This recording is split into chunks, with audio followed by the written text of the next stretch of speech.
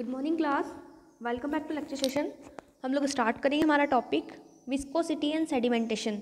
इसके पहले लेक्चर में हम लोगों ने क्या देखा था, ऑस्मोसिस एंड डिफ्यूजन के बारे में हम लोगों ने डिस्कस किया था। इस लेक्चर में हम लोग बात करेंगे विस्कोसिटी और सेडिमेंटेशन किस प्रकार होता है। फर्स्ट हम समझेंगे विस्कोसिटी। विस्कोसिटी ऑफ फ्लड, मतलब फ्लड जो रहता है उस जैसे तरल पदार्थ, उसकी विस्कोसिटी क्या होती है। विस्कोसिटी से हम जनरली क्या बात करें, विस्कोसिटी दैट मीन्स बोल सकते हैं चिपचिपाहट। जैसे किसी जो सॉल्यूशन को हम किसी सॉल्यूशन से कंपेयर करें तो आपको ये अच्छे से समझ में आएगा, है ना। तो विस्कोसिटी क्या होती है, विस्कोसिटी किसी हम बोल सकते हैं इन्फॉर्मल कॉन्सेप्ट ऑफ थिकनेस। इसको हम थिकनेस से एक्सप्रेस कर सकते हैं या मेज़र कर सकते हैं कि किसी सॉल्यूशन की थिकनेस कितनी है ना। इससे हम इसको मेज़र कर सकते हैं। एंड ये क्या होता है, रेसिस्टेंस शो करता है ग्रेजुअल डिफॉर्मेशन की। जैसे कोई सॉल्यूशन है हमारे पास, हम इसको एग्जांपल के थ्रू समझेंगे तो आप लोगों को अच्छे से क्लियर होगा। जैसे हम इसका एग्जांपल देखते हैं, honey has much higher viscosity than water.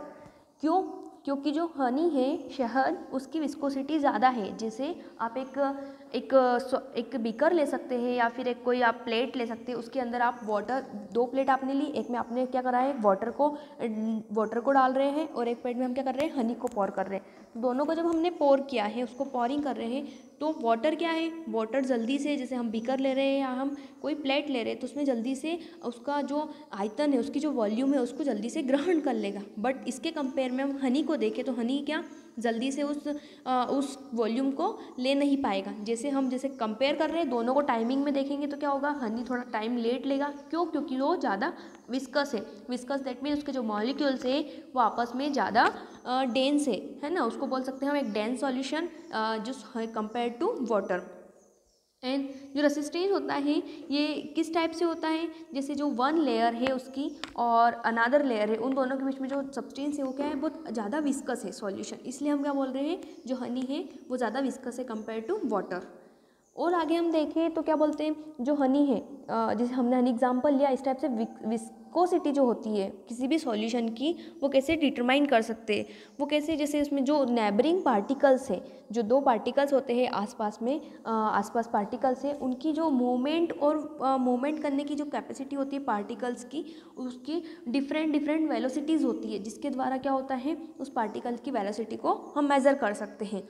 जैसे एक फ्लड है, उस पर जैसे when the flood is forced through a tube, the flood generally moves faster near the axis and very slow near the walls। जैसे हमने एक ट्यूब में एक फ्लड है और एक में वॉल्स में, जैसे हम ट्यूब से पोर करेंगे प्लेट पे किसी सॉल्यूशन को, तो क्या होगा, वो जनरली बीच में जो सेंटर है वहाँ पे मूव करने की कैपेसिटी को हम किससे कंपेयर कर रहे हैं, वॉल्स के जो किनारे पर फ्लो हो रहा है उसके कंपेयर में कम होगा, है ना। इस टाइप से liquid velocities depend on the size and shape of particles. जो लिक्विड वेलोसिटी होती है वो किस पे डिपेंड करती है, साइज एंड शेप पर। जो पार्टिकल है उसका शेप किस प्रकार है और उसकी साइज़ कैसी है, उस पर डिपेंड करेगी उसकी विस्कोसिटी, है ना। एंड अट्रैक्शन बिटवीन 2 पार्टिकल्स, और पार्टिकल्स के बीच में अट्रैक्शन कितना है, कितना ज़्यादा वो सॉल्यूशन विस्कस है, इस पे डिपेंड करता है viscosity. And viscosity no resistance shear stress again ideal fluid. जो आइडियल फ्लड होते हैं जैसे वाटर, उसमें कोई रेसिस्टेंस नहीं होता है। रेसिस्टेंस दैट मीन्स प्रतिरोध नहीं होता है। और zero viscosity is observe only a very low temperature. जिस बोल सकते हैं सॉल्यूशन की वेरी लो विस्कोसिटी होती है और लो टेम्परेचर होता है, वो ज़ीरो विस्कोसिटी शो करता है ना। जैसे सुपर फ्लड्स बोल सकते, और इन super fluids and all fluids है पॉजिटिव विस्कोसिटी, एंड जो नॉर्मली फ्लड्स होते हैं उनकी पॉजिटिव विस्कोसिटी होती है। नेक्स्ट हम देखें ईथर और गैसोलीन जो होते हैं उनमें बहुत कम विस्कोसिटी होती है ना। और बोल सकते हैं क्विट एक माइन्यूट सी विस्कोसिटी होती है। एंड जो हनी और कोलतार होता है उसमें बहुत ज़्यादा विस्कोसिटी प्रेजेंट होती है। क्योंकि हमने देखा है वो किस टाइप से, उसके जो पार्टिकल्स है आपस में बहुत ज़्यादा चिपके हुए हैं और बहुत डेंस टाइप का सॉल्यूशन है। एंड विस्कोसिटी की यूनिट है जिसके द्वारा विस्कोसिटी को एक्सप्रेस किया जाता है, पोइस एक विस्कोसिटी की यूनिट है। एंड इसका नेम किस पे रखा गया, पॉजिलिव, है ना, इसके आधार पर इसका नेम रखा गया है। इसको कैसे एक्सप्रेस किया जाता है, एक फॉर्मूला है जिसके थ्रू इसको क्या किया जाता है, एक्सप्रेस किया जाता है। वी किससे डिनोट कर रहे हैं हम, volume of the liquid, R is equals to radius of vessels, and time, T से टाइम को डिनोट किया जा रहा है, एंड eta is a coefficient of viscosity, and P is the change of pressure, जैसे प्रेशर चेंज हो रहा है उस पर कितना प्रेशर लगाया जा रहा है उसको पोर करने में, उसके ऊपर प्रेशर है ना, and L is a vessel length. So ये इसका फॉर्मूला हुआ। एंड आगे हम देखेंगे फैक्टर अफेक्टिंग विस्कोसिटी। विस्कोसिटी को कौन कौन सा फैक्टर अफेक्ट कर सकते हैं, तो फैक्टर में क्या हो जाएगा, temperature, chemical composition, colloidal system and suspended material. One by one हम डिस्कस करेंगे। जैसे फर्स्ट क्या है हमारा, टेम्परेचर। टेम्परेचर अगर हम बढ़ाएंगे, है ना, अगर टेम्परेचर बढ़ता है तो विस्कोसिटी क्या हो जाएगी, डिक्रीज हो जाएगी। ये क्या है, फैक्टर। अगर टेम्परेचर बढ़ाएंगे तो विस्कोसिटी क्या हो जाएगी, कम हो जाएगी, है ना। इस टाइप से केमिकल कंपोजिशन, जो केमिकली कंपोजिशन है जिस किसी लिक्विड की, उस पर डिपेंड करता है। जैसे जो पार्टिकल्स है उसके अंदर, उसकी साइज़ क्या है, उसका शेप क्या है, उनका केमिकल नेचर किस टाइप सा है, उनका केमिकल नेचर किस टाइप से, वो लिक्विड से या सॉलिड है, इसके ऊपर डिपेंड करता है। तो यहाँ पे क्या होएगा, जो लार्ज मॉलिक्यूल है, large amount of dissolve solid generally increase viscosity. अगर लार्ज अमाउंट में सॉलिड डिजोल्व है तो क्या हो जाएगी, उसकी वेलोसिटी इंक्रीज हो जाएगी। इन स्मॉल अमाउंट में इलेक्ट्रोलाइट्स उसमें डिजोल्व है तो उसकी viscosity of water is slightly increase, उसकी जो विस्कोसिटी है वो थोड़ी सी इंक्रीज हो जाएगी। इसी टाइप से कोलाइड सिस्टम। कोलाइड सिस्टम क्या होता है, कोलाइडल सॉल्यूशन होता है ना। इस टाइप से viscosity of lipophilic colloid solution is generally relative to high. जो लिपोफिलिक कोलाइडल सॉल्यूशन होगा तो उसकी क्या होगी, विस्कोसिटी जनरली ज़्यादा होगी। एंड सस्पेंडेड मटेरियल जिसमें उसमें कौन कौन से मटेरियल्स मिक्स्ड है, कौन कौन से मॉलिक्यूल उसमें सस्पेंड है। इसका एग्जांपल हम कैसे देख सकते हैं, ब्लड एक इंपॉर्टेंट रिलेशन शो करता है। जैसे ब्लड में कौन कौन सी सेल्स, ब्लड में बहुत सारी टाइप की सेल्स होती है ना, तो ब्लड में जो जो पार्टिकल्स डिजोल्व है उस पर डिपेंड करेगा कि ब्लड की विस्कोसिटी ज़्यादा होगी या कम होगी। इन फिजियोलॉजिकल इंपॉर्टेंस में हम बात करें तो जैसे इसका एग्जांपल ब्लड सेल्स के बारे में देख सकते हैं हम फिजियोलॉजिकल इंपॉर्टेंस में। तो ब्लड सेल की विस्कोसिटी बढ़ती है जब उसमें क्या होती है, higher number of cells present होती है। जब उसमें ब्लड सेल्स ज़्यादा होगी तो विस्कोसिटी क्या होगी, बढ़ जाएगी। एंड उसका जो ब्लड फ्लो है, ब्लड की जो फ्लो होने की कैपेसिटी है वो थोड़ी क्या हो जाएगी, रिड्यूस हो जाएगी, और ब्लड क्या हो जाएगा, एक स्थिर फॉर्म में रहने लगेगा, है ना। तो क्या होना है, ब्लड में एक नॉर्मल अमाउंट में सेल्स होना चाहिए। And the blood viscosity helps in hemodynamics specially in capillaries. जो कैपिलरी एक्शंस होती है उस व्यू से भी हम देख सकते हैं ब्लड की विस्कोसिटी को। एंड नेक्स्ट टॉपिक हमारा है सेडिमेंटेशन। सेडिमेंटेशन क्या, इससे पहले हमने क्या देखा, विस्कोसिटी क्या कि अलग अलग पार्टिकल्स की अलग अलग विस्कोसिटी होती है। जैसे हमने वाटर और हनी को कंपेयर किया, और ये किसके बेसिस पे होती है, साइज़ के बेसिस पर, उसके जो मॉलिक्यूल्स है आपस में कितने डेंस है एक दूसरे से, उसके बेसिस पर विस्कोसिटी को हम डिटरमाइन करते हैं, है ना। इस टाइप से अब सेडिमेंटेशन से हम क्या समझते हैं, पार्टिकल्स जो किसी लिक्विड में जो पार्टिकल उसके अंदर मिक्स हैं तो किस टाइप से सेपरेट कर सकते हैं, to separate solid from liquid. इसमें हम सॉलिड को जो है सॉलिड कंपाउंड्स हैं या फिर कंपोनेंट्स जो मिक्स है लिक्विड में, उनको सेपरेट कर देते हैं। किसके द्वारा, फोर्स ऑफ ग्रेविटी के फोर्स के द्वारा उसको सेपरेट कर सकते हैं, है ना। एंड जो सस्पेंडेड सॉल्यूशन होते हैं उसको हम इससे रिमूव कर सकते हैं। And sedimentation is a tendency for particles suspended to settle out the fluid which they are entrained and come to rest again the barrier. हम क्या करेंगे, जो सेडिमेंटेशन की प्रोसेस है, इसमें हम किसी लिक्विड से सॉलिड को सेपरेट आउट करना चाहते हैं तो हम उसे क्या करेंगे, स्टायर करके रख देंगे थोड़ी देर, या फिर कोई सेंट्रीफ्यूगल फोर्स का यूज़ करेंगे। जैसे कोई सॉल्यूशन है, जैसे हम लिक्विड में हमने ब्लड का एग्जांपल देखा, यहाँ हम ब्लड के एग्जांपल को देख सकते हैं। तो हम क्या करेंगे, उसको सेंट्रीफ्यूगल फोर्स है, जो सेंट्रीफ्यूगल फोर्स क्या होता है, ग्रेविटेशनल फोर्स, उसके अकॉर्डिंग हम उसको क्या करेंगे, सेंट्रीफ्यूज टेक्निक को आपने अच्छे से समझा है ना, कि सेंट्रीफ्यूगल टेक्निक है उसमें क्या वर्क करता है, कौन सा प्रिंसिपल वर्क करता है, ग्रेविटेशनल फोर्स के अकॉर्डिंग हम उसको सेंट्रीफ्यूज करते हैं। देन क्या होता है, पार्टिकल्स उसमें सेपरेट आउट हो जाते हैं on the basis of centrifugation technique के द्वारा।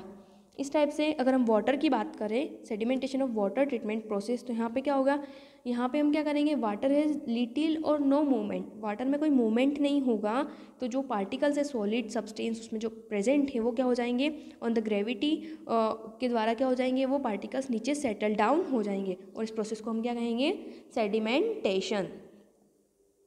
जैसे ये एग्जांपल आपको दिखाई दे रहा है यहाँ पे, water containing insoluble impurities, water में जो इम्प्यूरिटीज़ हैं, अगर हम वाटर को थोड़ी देर के लिए उसमें कोई मूवमेंट ना हो या फिर थोड़ा सा मूवमेंट हो तो हम वाटर को ऐसे ही स्टेयर फॉर्म में रख देंगे, तो क्या होगा, जो इनसॉल्युबल इम्प्यूरिटीज़ है वो नीचे सेटल डाउन हो जाएगी, है ना, और वाटर ऊपर जो है वो क्लियर फॉर्म में दिखाई देने लगेगा। सो ये क्या है, एक सेडिमेंटेशन का एग्जाम्पल है।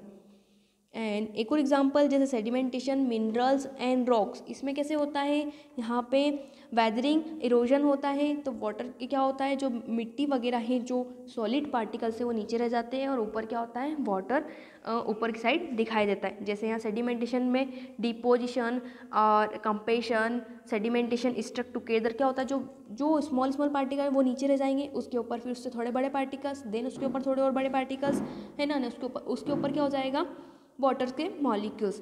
ये इरोजन की प्रोसेस में होता है। जैसे आपने देख रहा हो, एक कोई बोल सकते हैं एक लेक है या फिर कोई रिवर है, तो वहाँ पे क्या होगा, सेडिमेंटेशन आपने देखा होगा किस टाइप से होता है। वहाँ पे क्या होता है, जो मिट्टी है वो एक साइड रह जाती है और वाटर एक साइड चला जाता है ना। नेक्स्ट हम देखें तो in geology sedimentation is often use to opposite of erosion that means क्षरण होना, है ना, जो मिट्टी वगैरह होती है वो एक साइड हो जाती है और जो वाटर है वो अलग हो जाता है यहाँ पे। तो जो मिट्टी का जैसे बोल सकते हैं इरोजन होना, सोइल इरोजन होता है, इस टाइप से यहाँ पे क्या हो रहा है, जो पार्टिकल्स है वो बाहर रहते जाते हैं, जो मिट्टी है जैसे हमने एग्जाम्पल में देखा, यहाँ पे क्या हो रहा है, ये सोइल है या फिर कोई हम बोल सकते हैं सैंड है, तो ये साइड में हो गई है और इधर वाटर मॉलिक्यूल जो वाटर है वो साइड में चला गया है ना। इसमें क्या हो रहा है, in sedimentation is often use to opposite of erosion in the sense it include the termination of transport by settlation or true bed load transport. Settling is the falling of suspended particle through a liquid where sedimentation is the termination of the settling process. मतलब settling process के द्वारा क्या हो रहा है, particles नीचे बैठ रहे हैं और वाटर के मॉलिक्यूल्स अलग सेटल डाउन, अलग सेपरेट आउट हो रहे हैं, है ना।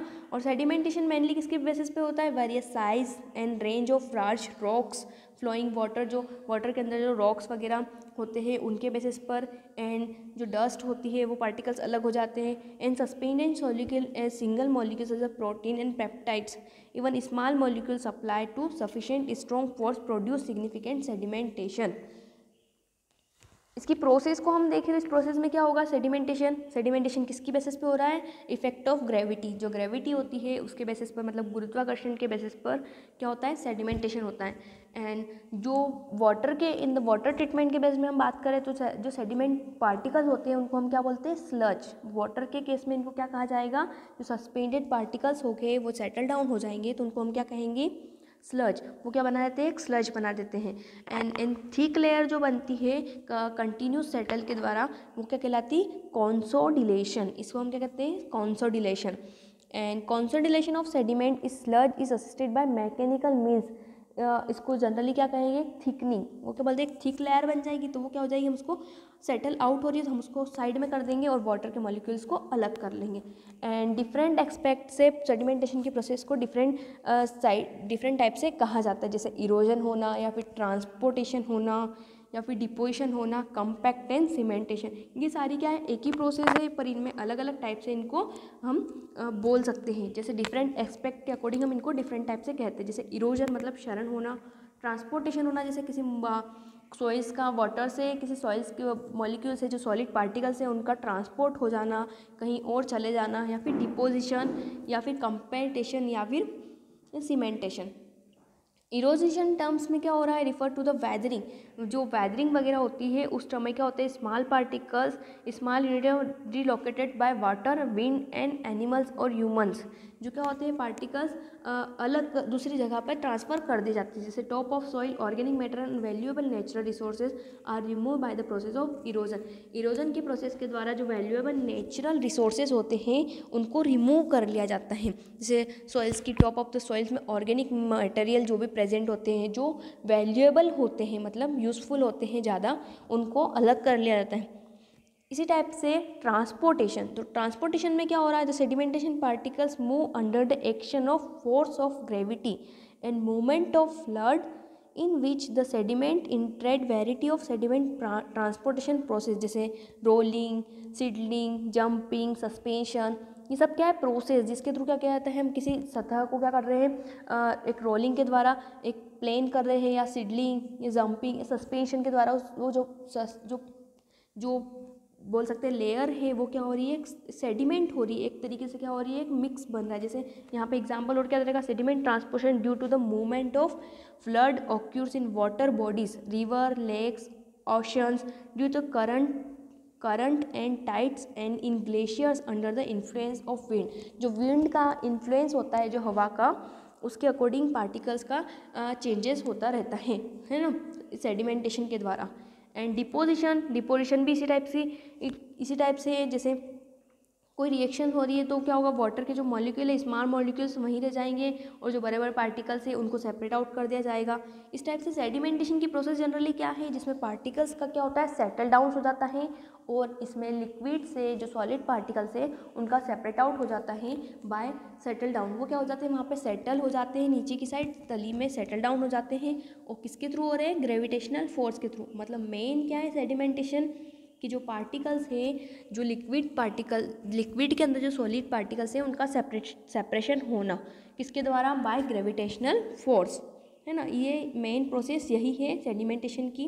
सो आप लोगों को समझ में आएगा सेडिमेंटेशन किस प्रकार होता है, और विस्कोसिटी क्या होती है, किसी फ्लड की हम विस्कोसिटी कैसे डिफाइन कर सकते हैं, उसकी विस्कोसिटी को कौन कौन से फैक्टर अफेक्ट कर रहे हैं, ये भी हम लोगों ने देखा, और विस्कोसिटी क्या होता है ना। सो आप लोगों को समझ में आया होगा, एंड नेक्स्ट टॉपिक को हम नेक्स्ट क्लास में डिस्कस करेंगे। Thank you.